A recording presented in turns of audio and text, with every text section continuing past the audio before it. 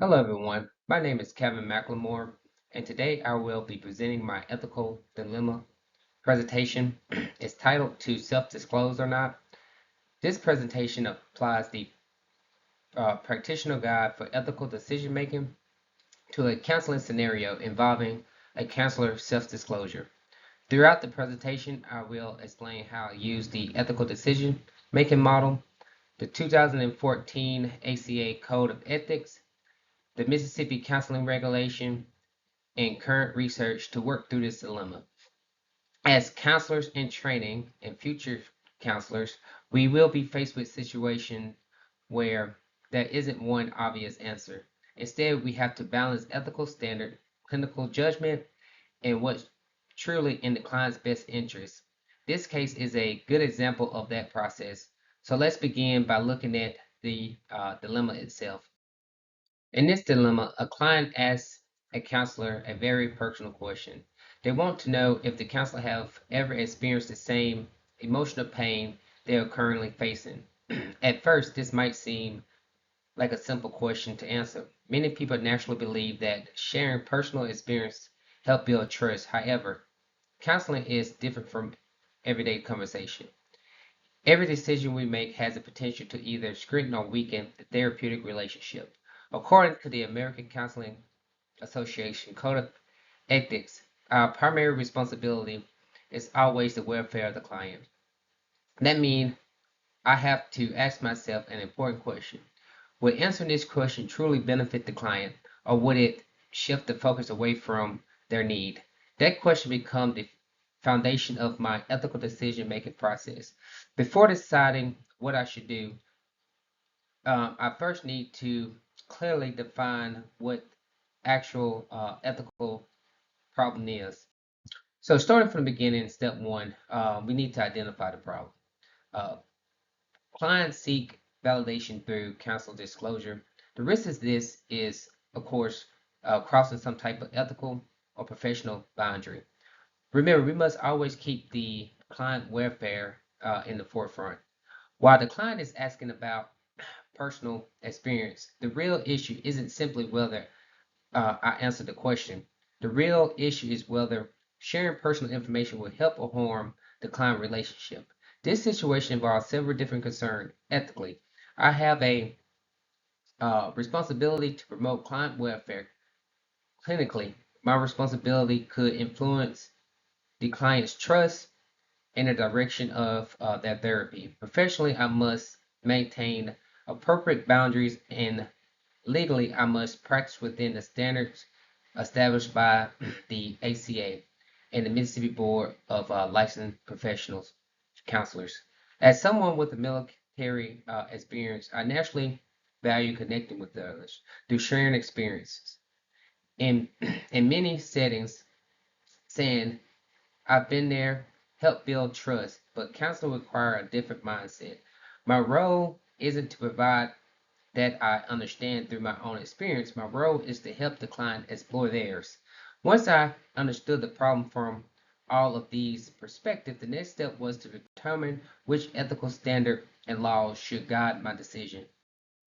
As counselors or counselors in training, we should not make decisions based on personal opinions or emotion. Instead, we should rely on professional ethical standards and the laws that govern our practice. The first standard that applies is the ACA standard A.1 sub A, which tell us that our primary responsibility is to promote the welfare of the client. This remind me that every decision I make should benefit the client, not me. Even if sharing my own experiences seems like it could build rapport, I have to ask whether it truly serves the client therapeutic need. I also consider the ACA standard A.4 sub A, which emphasizes avoiding harm. A personal disclosure might seem harmless, but if it caused the client to focus more on my experience instead of their own, it could interfere with the counseling process. That's why it is important to think about both the immediate and long term effect of my response. Another important standard is the ACA standard A.6 subsection B, which discuss boundary extensions. The ACA recognized that there may be times when limited self-disclosure is appropriate, but only when it clearly benefits the client and support treatment. If the counselor chooses to disclose personal information, they should be able to justify why it was clinically appropriate and document that reasoning. In addition to the ACA Code of Ethics, I also have to follow the rules established by the Mississippi State Board of Examiners for licensed professional counselors. Mississippi requires counselors to maintain professional behavior and appropriate boundaries with clients. These state regulations reinforce the same ethical principle found in the ACA Code of Ethics and remind me that protecting the counseling relationship is one of my primary responsibilities. After reviewing these ethical standards and the legal requirement, I had a much clearer understanding of the framework that should guide my decision making. That naturally led me to examine the ethical principles that were uh, competing in this situation. Moving on to step three, like many ethical dilemmas, this case involved two ethical principles that seem to compete with one another. On one hand, there's benefits which encourage counselors to do good and actively help clients. I generally want this client to know that they are supported and understood. If sharing a small part of my own experience could help them feel less alone, that might appear to be the best compassionate thing to do. On the other hand, there's malfeasance, which remind counselors to avoid causing harm. Even well-intentioned self-disclosure can unintentionally change the focus of therapy or create confusion about professional boundaries. Because of that, I have to consider not only whether disclosure feel helpful in a moment, but also whether it supports the client long-term growth. I also consider fidelity, which focus on maintaining trust within counseling relationship, and veracity, which emphasize honesty while still existing sound professional judgment. Being honest, being honest doesn't necessarily mean answering every personal question. Sometimes the most ethical response is to redirect the conversation in a way that better serves the client. Current research supports this approach. Robertson and colleagues in 2025 found that therapist self-disclosure can be beneficial when it is intentional, brief, and clearly connect the client's treatment goals. After fully understanding the dilemma, we must look at the potential course of actions. I began thinking through the different ways I could respond. Rather than immediately choosing the option that felt most comfortable, I wanted to consider several possibilities and evaluate each one objectively. The first option would be to provide a brief personal disclosure. I could acknowledge that I have experienced difficult situations in my own life without going into unnecessary detail. This might help the client feel understood, but it also carries the risk of shifting the focus away from the client. A second option would be to avoid answering the question directly and instead exploring why the client is asking. I might respond by saying, can you tell me what it would mean to you if I had experienced something similar? This keeps the conversation centered on the client's needs while still acknowledging that their question is important. Third option would be to pause before making a decision and consult with my clinical supervisor.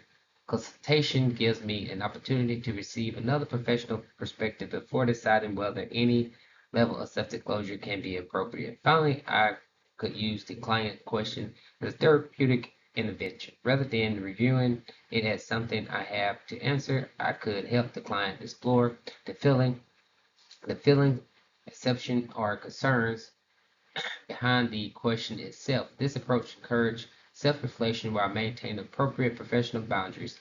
At this point, I wasn't trying to decide which option was best. Instead, my goal was to identify several reasonable responses. The next step was to clearly evaluate the potential consequences of each option before making my final decision. The next step was deciding which approach would best protect my client. To do that, I had to think through the consequences of each option before making a decision. If I chose to briefly disclose my own experience, there could be some positive outcome. The client might feel more understood, and that could strengthen our therapeutic relationship. However, I also had to consider the possible risks. The client could begin focusing on my experience instead of their own. They might even assume that because we experience similar situation, my solution should work for them as well. Over time, repeated self-disclosure could blur professional boundaries and weaken the counseling relationship. The second option was to avoid answering the question directly and instead explore why the client was asking. While the client might initially feel disappointed that I didn't answer, this approach keeps the focus where it belongs on the client. It also allowed me to better understand what they truly need in that moment. The third option was to consult with my supervisor before making a decision about self disclosure. Although this may delay my response, it provided another professional perspective and help ensure my decision is based on sound ethical reasoning instead of emotion. The final option was to use the client question as a therapeutic opportunity. Rather than viewing it as something I had to answer, I could explore what the question represented for the client. This approach encouraged self-reflection while maintaining appropriate professional boundaries. After carefully weighing the consequences, I decided the best course of action would be to combine the second and third option. My first response would be to avoid answering the client's personal question directly. Instead, I would explore why knowing the answer is important to them by asking something like, can you help me understand what it would mean if I had experienced something similar? I encourage the client to think more deeply about what they really asking. If after the conversation I still wasn't confident about whether limited self-disclosure would benefit the client, I would consult with my clinical supervisor before making any further decision. I believe this approach best reflects the ethical principle we'll discuss throughout this presentation. By supporting the client's growth, follows non-malfeasance by reducing the risk of harm, preserve fidelity by maintaining trust, and demonstrate professional responsibility through consultation. Even after choosing a course of action, my work as an ethical counselor isn't finished. Before implementing my decision, I still need to evaluate it to make sure it can withstand ethical scrutiny. Once I selected my course of action, I wanted to make sure it was ethically sound. The Practitioner Guide for Ethical Decision Making recommend evaluating our decision using three important questions: the justice test, the publicity test, and the universality test. The first is the justice test. I asked myself whether I would make the same decision for every client. My answer is yes. Regardless of my client's background or circumstance, every client deserves the same commitment to ethical practice and professional boundaries. The next is the publicity test. I asked whether I would be comfortable explaining my decision to my supervisor, the Mississippi Licensing Board, or even if it became public. Again, my answer is yes. Finally, I applied the universality test. This asks whether I believe whether counselors should respond this way in a similar situation.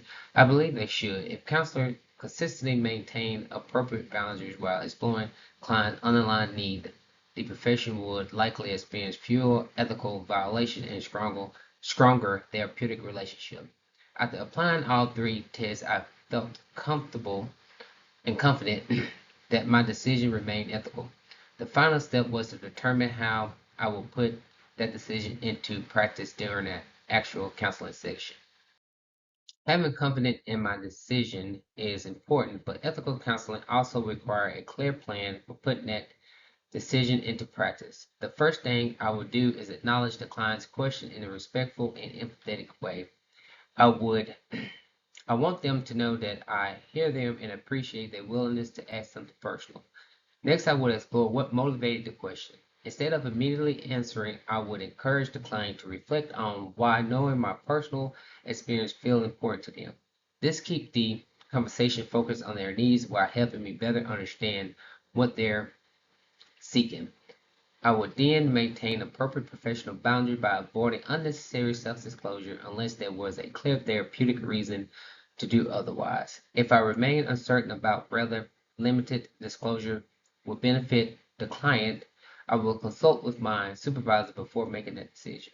Finally, I will document my client's question, my clinical reasoning, any consultation that occurred, and my final decision in the client's record. Documentation demonstrates accountability and show that my decision was based on ethical reasoning rather than personal preference. Looking back over this entire process, I can see how each step built upon the one before it. By slowing down, counseling ethical standards, evaluate my options, and clearly implement my decision, I was able to choose a response that protect both my client and the integrity of the counseling profession. As I reflect on this ethical dilemma, one thing stands out to me. Ethical counseling isn't about finding the quickest answer, it's about finding the most appropriate answer for the client. At the beginning of this presentation, the question seems simple. Should the counselor answer the client's personal question? But as I worked through the ethical decision making model, I realized the real issue wasn't whether I should answer. The real issue was determining which response best protected the client's welfare while maintaining professional boundaries. Working through each step of the decision making model helped me slow down and think critically instead of reacting emotionally. I relied on the ACA Code of Ethics, the Mississippi Regulation, current research, and professional consultation to guide my decision. Ultimately, I concluded that maintaining professional boundary while exploring the client's underlying motivation was the most ethical course of action. If uncertainty remained, consultation with my supervisor would provide additional guidance before considering any level of self-disclosure. This assignment has strengthened my understanding of ethical decision making and reminds me that our responsibility as counselors or future counselors extend far beyond solving problems. We are entrusted with protecting our clients, maintaining professional integrity, and creating a therapeutic environment where our clients feel safe to heal and grow. So I would like to thank you for your time, and I hope my presentation have taught you something. Below are a few sources, references that I used to prepare this presentation.